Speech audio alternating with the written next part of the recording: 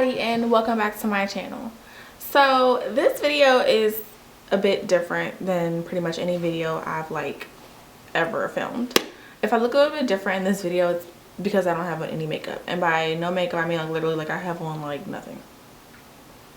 So yeah, I just want to go ahead and let you guys know why I even did this video. It's kind of it's not making me uncomfortable, but I'm kind of just antsy to get it out or whatever.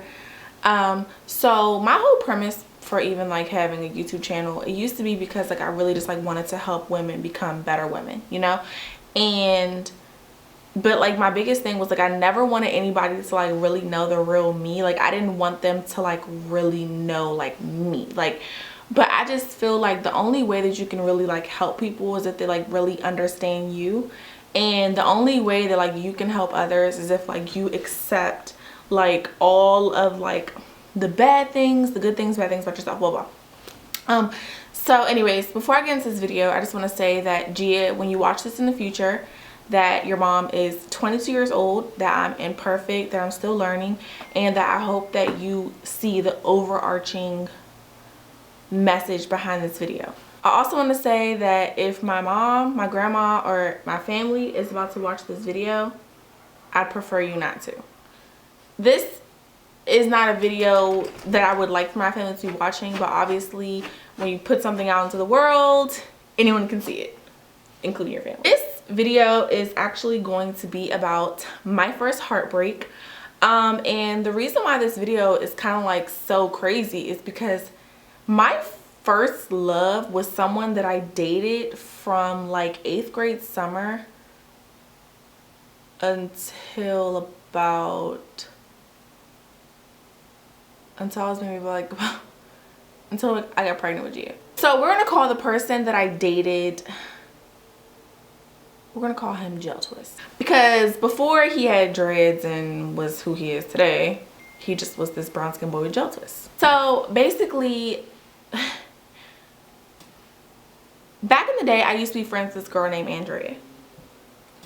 And Andrea, I was going with this other boy, I'll call him Brown Boy. And him and I were dating. We had been dating for 2 days. This is my 9th grade year. Oh my gosh, no, I was dating him since 9th grade. Okay, so basically I was dating this brown boy, and my friend Andrea, I was over her house and she was on the phone with Gel Twist. Gel Twist was very funny. He was hilarious. He was the funniest guy I ever had heard someone talk to ever. He had the funniest jokes. He was interesting. And so Andrea was just how, you know, I couldn't remember if she wanted to give me Gel Twist's number or if I wanted Gel Twist's number, because I just wanted to laugh at him. Somehow Gel Twist and I get each other's numbers. So basically one day, I called Gel Twist. I was laying down on my sister's floor in her bedroom, and I called him and I was talking to him, and then all of a sudden he just hangs up on me out of nowhere. And back then I just was boy, do you know who I am? Because back then, you know what I'm saying, I was feeling myself. I was super cute, my hair was super long. I just thought that I thought I was all that, honey. So, you know, I'm just does he know who I am? You don't hang up on me. I would change your life. So I literally used to always tell him yeah, I would change your life. I don't know about all these other girls, but I would change your life. It really was a big front, because honestly, back then I was such a good girl. First of all, I was really smart, and my mom never used to let us even watch TV. My mom used to make us write book reports. We had a star chart. We had goals we had to complete every week. I've never been a super bad girl. My mom has always been a really strict mom, and I just want to make that very clear. I have a really really good mom. My mom has always been there for me, and it's just the mistakes of a child. So I'll move on. Elvis and I met for the first time at Potbelly's down Gallery Place in person, and that day I had on this red and black checkered dress. And also I had on this, I used to carry around this Canon camera that you literally had to develop the film. Ooh, excuse me. That you had to literally develop the film.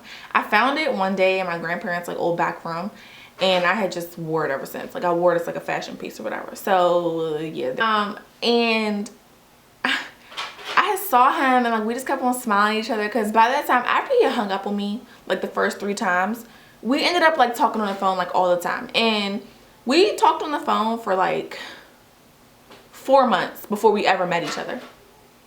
And when he saw me, I think that I was like, because he lived in DC and I lived in Largo, so I was like a good girl to him. And you know what I'm saying, like I just was really innocent, and I was a nice girl. Like I'm still like a very nice girl. And we just like dated and everything was cool. Well, we didn't date. We saw each other at Potbelly's. And he asked me, he didn't ask me $5 for the train that day. He probably asked me other days, but not that day. So anyways, Jeltwist and I ended up falling in love. And when I say we fell in love, I mean like we loved each other to death. I mean like we used to talk on the phone so much that we ran my phone bill up to like $1,000. Like we talked on the phone all the time. It was to the point that I would call his house. His grandma would know it's me. She would be like, Jeltwist isn't home yet. And I would be like, okay. Like I'll keep calling for him, blah blah. Like we always talked on the phone. I mean, we literally were like best friends. Like, and we just were in love with each other. Like we just knew how much we loved each other. Like we just loved each other like so much. Like, and so basically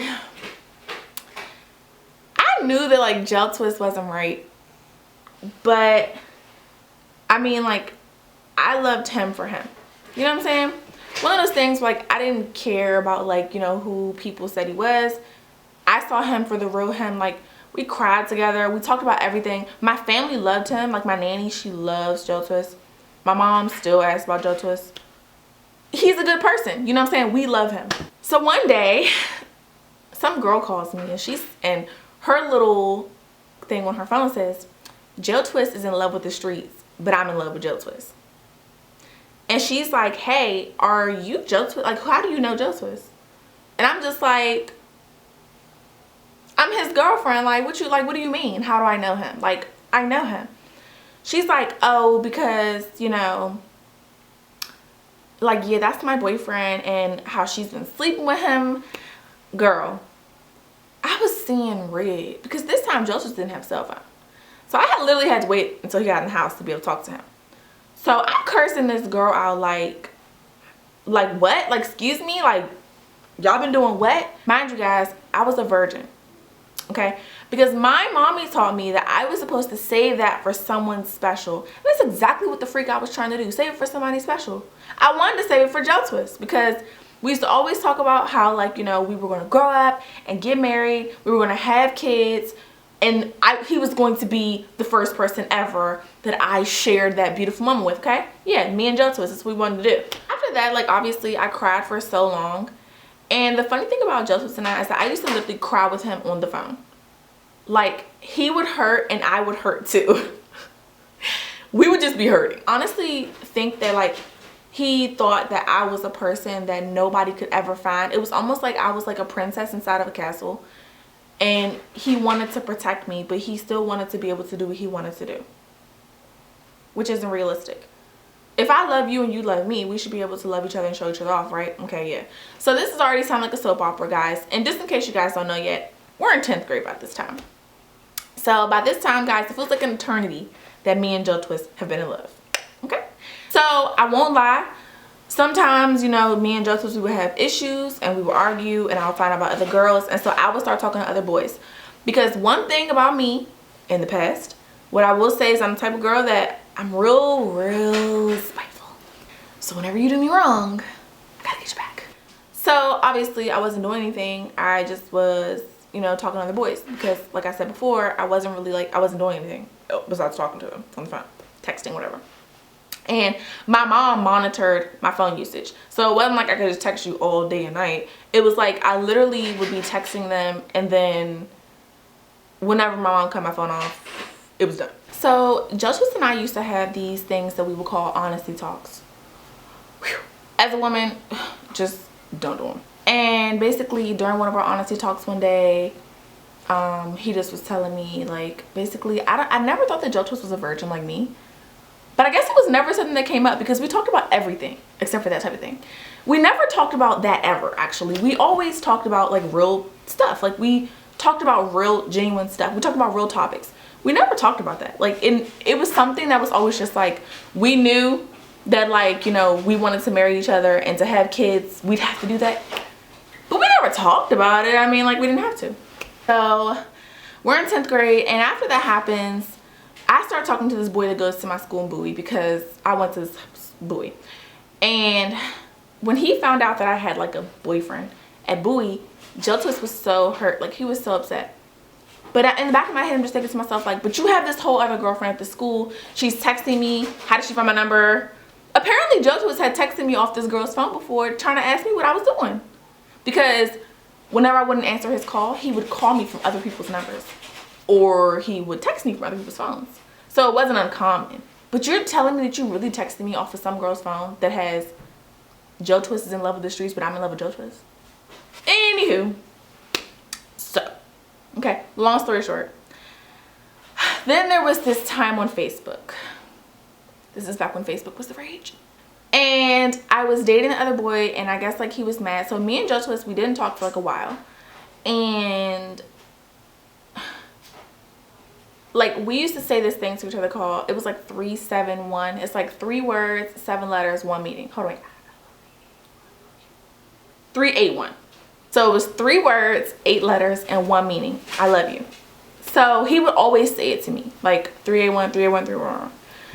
So he says it to this other girl on Facebook. Mind you, I am Queen Lurk. I find everything. I find everything. Nothing can be hidden from me unless I'm not looking. Okay? If I'm not looking, I don't really care. If I'm looking, if I find something, you're done. So me being Inspector Gadget, I find him saying it to some other girl. So me and the girl are arguing. Apparently, so me and him are on the phone arguing too. Because I'm like, why are you telling some other girl you love her, huh? So then the girl's just like, you got it, blah, blah. Apparently he must have told her like, that's my, like, you know what I'm saying, that's my girlfriend, like you need to chill. I don't know. You know, some girls be with it. They be with the whole like, you know, just lie to her type of thing. She was with it. And he made her do it. I mean, like, it was just like so many situations where like him and I would just get into it over like girls and stuff. And again, I don't want to discount the fact that I was so in love with him. Like, I really thought that he was an amazing person. I still think he's an amazing person to this day. Just not amazing for me. But he's an amazing person. And I will never take that from him. He was amazing. He's funny. He's cool. And whoever gets to be with him, you're so lucky. Good for you. Basically, oh, okay, I'll go into the downfall. So this video isn't like light years long. Because we really dated for a really long time. But I'll get into the bad part. The thing is, I just really want to make it clear how much we honestly did care about each other before I talk about like all the horrible things that happened. And I think that like the amount that I cared about him is the reason why I stayed for so long. Like, you know, like I put up with so much stuff from him during the later part because of how much I cared about him. And if you're a woman, you really love someone. You know what I'm saying? Like, you love them. And when you love them with your entire heart. And so like it just was like kind of one of those things where like it just was like, okay, whatever. So here's what happened. This one day, this girl tells me that she's pregnant. Congrats. With his baby.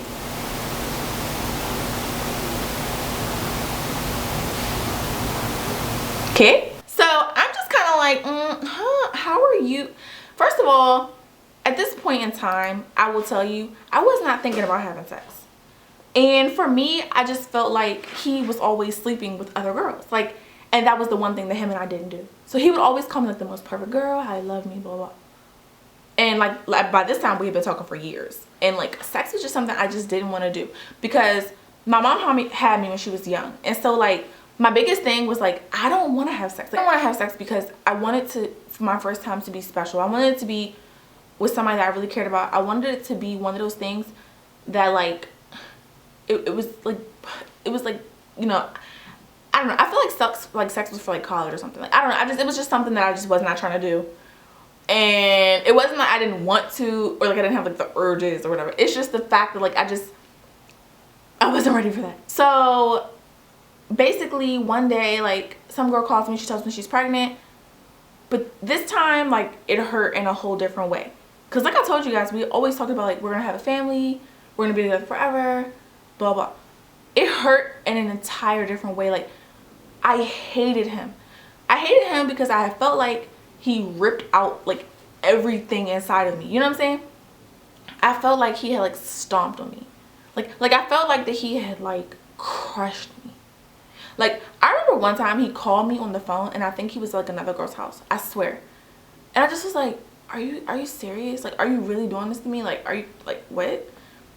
And like I don't want to make it seem like I was an angel either, because like I was talking to other boys, but I was never like doing that. You know what I'm saying? Like I would never like do that to him. So long story short, I lost my virginity to my neighbor. Not my direct neighbor, but like one of my neighbors up the street. And I did it because I wanted to see what this whole sex thing was about. I'm just like, if this whole sex thing is such a big deal that you would hurt me for it, then it has to be amazing. Gia, if you're watching this, it was not amazing. It sucked. And right away, I was like, get me out of here. It was horrible. And I actually didn't do it for like a whole year or 2 years after. And I didn't want to. It was disgusting. I didn't see why everybody was still trying to do that. It was freaking disgusting. And if I can go back in time, guys, I wouldn't have done it. Yep, bet you could see that one coming. I wouldn't have did it because it wasn't worth it. But I did, and guess what I did when I was done? I called him. And I said, guess what I just did? I lost my virginity. And the phone was so freaking dead. You could have heard a pin drop. I mean, he didn't see that one coming. He didn't see that one coming. He knew that I was hurt, but he didn't know that I was that hurt. But guess what he did, guys? He cried. Yep, he started crying. And when I thought that I was gonna feel better, no, I felt like crap. Because I made the person I loved cry. Yep, the one guy on the planet who I loved, the one guy who actually understood me, who thought my jokes were funny, I made him cry. And so I felt terrible, okay? So the next series of events, guys, gets worse. Gets worse. So New Year's was coming up, and this was 12th grade New Year's, right after the situation took place. And I said, okay, I'm gonna stay out.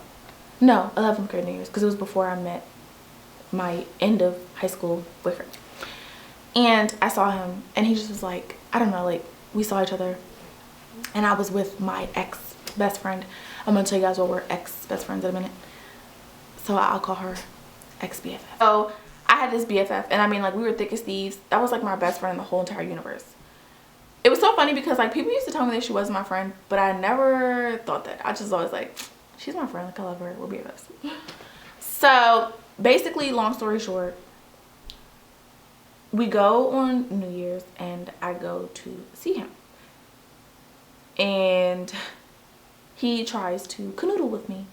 Like I said, guys, I never wanted to do it again after that whole situation. But when I didn't want to do anything with him after I did something with somebody else, he hated my guts. Because he felt like, how the F do you do that and then you don't want, like, but in my head I'm just thinking to myself, like, you don't understand. I never did that because I wanted to. I wanted my first time to be special. Like, I wanted my first time to be with you. But it wasn't. It was the worst. It ruined my life. And I would like to put this, my mom has nothing to do with me having a first time. I'm pretty sure that I lied and she didn't know where I was, and I lied about it. I'm pretty sure. I can't remember. I think it was supposed to be at Devonia's house, and I wasn't. Sorry, Devonia. And that's just what happened. But at no point was my mom have anything to do with that. I was just a teenager and I was doing teenage things, period. If you so happen to see this video. So long story short, after that, I think that like I started to grow apart from him because I started to realize how our relationship was changing me as a human being.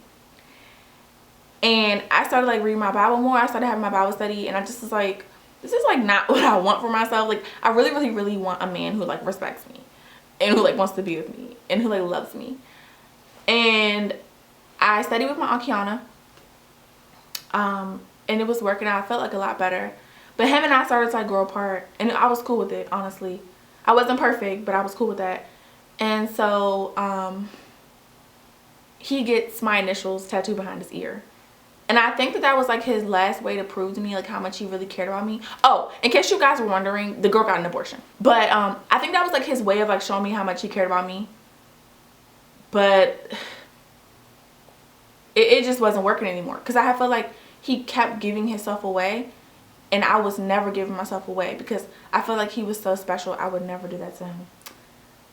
And I don't know, whatever. So long story short, after that situation, we hadn't talked for like months, and we met at Potbelly again, where we met for the first time, down Gallery Place.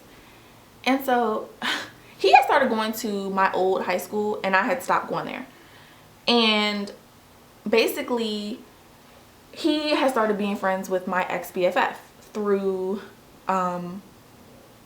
me. Obviously she did not know him before I knew him. She knew him through me. So they ended up starting to like be friends and stuff, which was cool. Like we were all friends. Like he was friends with my Kia, he was friends with Raw, like we were all friends. And so basically shut up, Baxter. Basically we go to Potbelly's, and she's like asking him for like money, and I'm sitting there just kind of like, okay. So as you guys may have figured out, my camera died, so I went and like painted my nails and everything. Anyways, so where I left off was that basically like it was just really weird, and I could not be friends with her after that, like because something in me was telling me like something was going on, and so I just could not be friends with her. It's actually really funny because actually a couple of days ago I found out that like back then I guess like they had slept together, and I just kept thinking to myself like, this is why you have to listen to your inner voice. Like this is why like a long time before all of the rest of the things like Jill Twisted I had went through, I should have left him alone, but I didn't. So in college I ended up actually dating him for a little while again, because he like calls me out of like nowhere a year later. After that night, actually I stopped being friends with my ex-best friend, and I didn't really stop being friends with her, but I distanced myself because like I felt betrayed. And so he didn't talk to me for an entire year, and then one day he like calls me out the blue, and he's like, where you at? If I was smart, I would have just like hung up on him, but you guys don't understand. I had missed him for like an entire year. I had like missed him. I missed our bond, I missed our talks, I missed how I could tell him everything. I missed my best friend. Like I really just like missed him so much, and so that was my excuse for like just letting him come back into my life so easily, because I missed my best friend so much. And the things that just like happened after that was just like a snowball effect of just like bad to worse. Like first, like if things don't feel right with somebody, just don't push it. Like honestly, when I like found out what type of person he was, I should have let him go. I should have noticed my own worth. It shouldn't have took me giving away something so special to me for me to see like that he was not the person that was meant for me. And I just feel like a lot of times in my life I have acted off of anger or impulse, and I didn't think about my actions. And so not thinking about my actions, I not only like lost the person that I love so much, but I also like lost a part of myself that I wanted to save for somebody that deserved it. And it's something that I can never get back. And I just feel like, you know, so many times these things that I can never get back have been given away because I'm angry. And that's not the way that I want to be. And so like for my daughter, if you're ever watching this, like don't ever give, if you love someone, love yourself to the point that you'll never let them take you to where you can no longer be yourself. I mean, like I would get so angry that I would stop being me, that I would say things that are not even me. And I would be like, I don't even mean that, like I don't even feel that way, but I would be so hurt that I would have to hurt him. And I would betray who I am in order to hurt him. And that's not the type of woman that I want to be. Ultimately, a lot of things happened after that. Like, he hurt me a million more times. Nothing quite hurt me as much as the day that I found out that him and my ex BFF betrayed me. Nothing quite hurt that much. But he definitely taught me the difference, because now that I have someone that actually does love me, we're not perfect, but he loves me. I finally know what that feels like, because before I kind of didn't. And I think that, like, I made excuses, and I kind of just was like, well, we're such great friends. And I made, like, obviously he didn't care about our friendship, so, like, why did I care? You know what I'm saying? And I'm just like one of those people, like, if I love you, I'm always gonna love you. If I'm your friend, I'm always your friend. I really don't know how to hate people even when they do me wrong. And I don't want to lose that, you know what I'm saying? But at the same time, there has to be a cutoff. And so, like, I'm not ashamed. I used to be ashamed for a really long time, but I'm definitely, like, aware, and I accept what I've done, and I'm a woman. I'm a woman about it, and it's something that happens. And all I would say is that if you really care about yourself, then you should save your first love for somebody that's special. And honestly, in the beginning, we had it right to be friends, to be so close, to be able to share anything in the world with each other. But somehow along the way, we just, sometimes sex and, you know, other girls and those little small petty arguments, I remember, like, that when when my child's dad and I first started dating, we used to argue so bad. We did each other so wrong so many times. It's really funny that we're actually still here today. And his mom said that, like, you know, a relationship is like ice, and those bad words, those arguments where you say those terrible things, those times where you betray each other, you chip at that ice, and before you know it, you have nothing. The iceberg is gone. And that's kind of how it is with a relationship. You know what I'm saying? The betrayal, the lies, the sneakiness, it's like chipping away, you know? And then you become so hurt that you go out and you hurt other people. And I'm genuinely sorry for all the people, all the men that I dated after him, because I was never faithful to any person pretty much until now. I never was faithful. Like 100% completely faithful. And 9 times out of 10, it was me allowing him back into my life, because I had convinced myself that we had such a bond that other people didn't matter. I mean, it was to the point that everyone that I dated knew that Jail Twist existed. All I can really say is that I'm so sorry. I'm sorry that I had to hurt you while I was going through my pain. And it made me such a better woman. And now I'm so prude. I'm so just like, I'm like, yeah, I'm just gonna sit here and just wait for my kid's dad. I'm just gonna chill here. And I've changed so much, like, ever since I gave birth to my daughter, because, like, I finally found true love, and I don't think of that bond as anything, because I mean, when you reflect on it, I mean, it was really awful. Like, and so it was just really bad. And like I said before, like, he's such an amazing person. I really wish him the best. And any girl that ends up with him, he can be so amazing. So, like, good for you. But those things, there's things as a woman that we deserve. And honesty, loyalty, somebody you can trust. And if your man betrays you with your best friend, I hope that you never take him back, because he's scum. I was thinking about making more of these videos where I tell you guys, like, more stories. I have literally so many horror stories while dating. And let me know if that's something you like to see. I'm probably going to make them anyway, because I really, really want these things for my daughter to be able to see when she comes back as a woman. And G, if you're watching, mommy loves you. You were not a mistake. Your dad and I love you. Literally, when I found out I was pregnant with you, I was with your auntie Raw, and I was in her bathroom, and I was screaming, and I was like, oh my god, I'm pregnant. Like, what the freak? Oh my god, like, my mom's gonna kill me. And when I texted your dad and I told him that I was pregnant, he said, I love you. Like, and I've dedicated my life to being a good mom to you and to being true to myself. And that's exactly what I'm doing. So I'm sorry if this hurts any of my family's feelings. I'm sorry if my mom feels some type of way. But I have to be true to myself. And I have to be a good mom to my baby. And I hope that when you are older, honey, you can come back and watch these videos and see that I was a little girl just like you. And I made mistakes. And that you will always be able to come to me.